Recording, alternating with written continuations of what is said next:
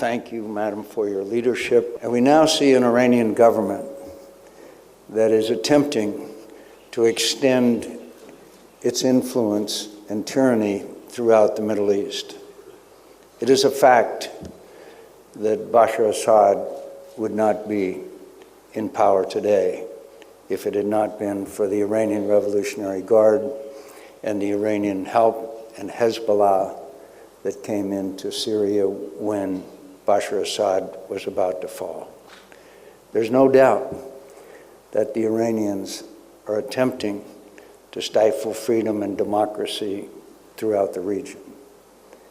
There's no doubt that the people in this room have suffered not only themselves, but in the loss of their loved ones because of the Iranian tyranny.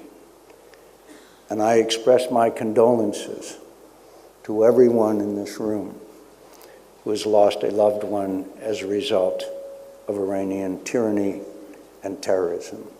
And I would also like to thank the government of Albania for their hospitality as well.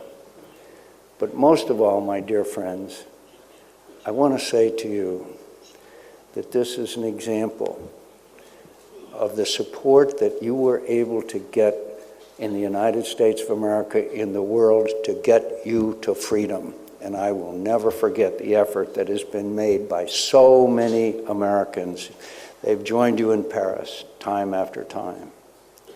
And it's been a wonderful outpouring of concern and care and love for people who deserve better than what they had. I thank you for being an example to the whole world, that those people who are willing to fight and sacrifice for freedom will achieve it. And you are an example to everyone in the world that's struggling for it.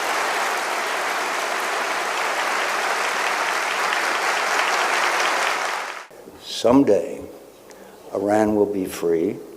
Someday, we will all gather in that square.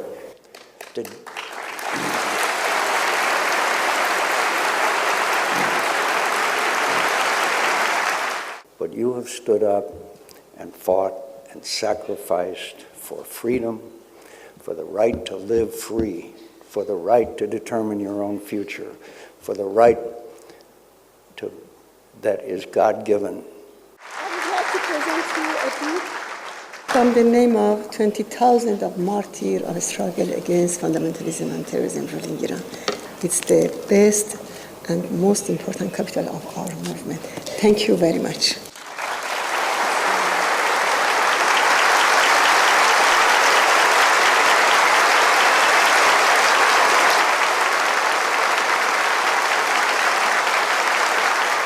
During the 2009 uprisings in Iran, while the Iranian people's desire for freedom and democracy was brutally suppressed, the US government unfortunately remained silent. But the Iranian people have not given up their desire for change and will never do. We are more determined than ever to establish freedom and democracy in Iran.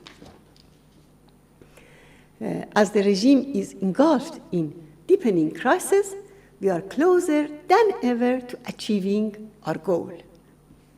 The people of Iran are proud of having your continued support for their struggle for freedom. Experience has shown that this regime is incapable of changing its behavior. Thus, regime change in Iran is necessary for peace and stability in the region and for global peace and security. Only the Iranian people can and shall bring about the change.